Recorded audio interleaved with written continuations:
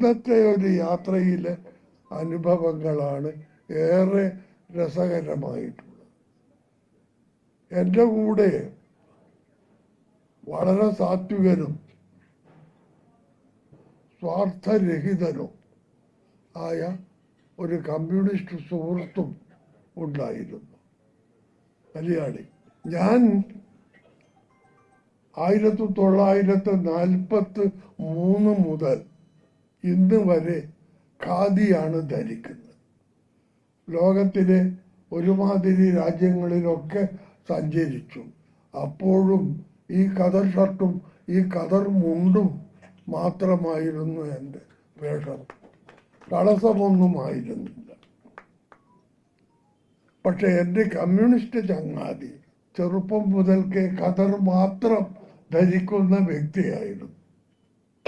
ഞാൻ പുറത്ത് മാത്രമാണ് ഖാദി, അകത്ത് മില്ലുകൊണ്ടുണ്ടാക്കിയ ഇന്നർ വെയർ.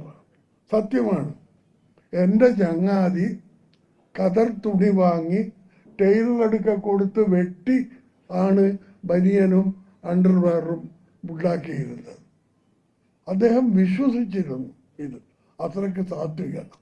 പക്ഷെ പല കാരണങ്ങളാലും അയാൾ കമ്മ്യൂണിസ്റ്റ് പാർട്ടിയിലെ ഒരു വർക്കറായിരുന്നു.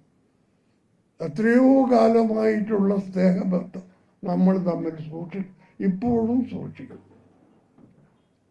യാത്ര എനിക്ക് പോകേണ്ടിയിരുന്നത്, ഞാൻ താമസിച്ചത്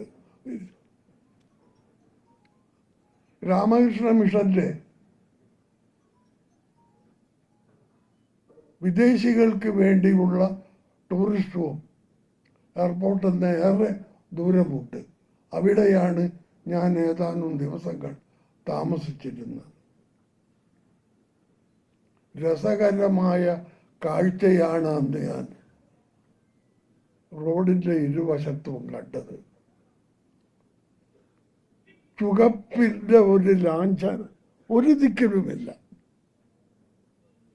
ഒരു ദിക്കിലും മുദ്രാവാക്യങ്ങളില്ല, ചെങ്കൊടി അടയാളങ്ങളില്ല. മുഴുവൻ മമതാ ബാനർജി മാത്രമായിരുന്നു. ഒരു നിലത്തെഴുത്തില്ല, ചുമരെഴുത്തില്ല. വളരെ വേദനയോടെ എൻ്റെ സുഹൃത്ത്, സഖാവായ സുഹൃത്ത് എന്നോട് പറഞ്ഞു, പപ്പേട്ട നാട്ടിൽ പോയാൽ ഇതാരോട് പറയരുത്. സത്യമാണ്.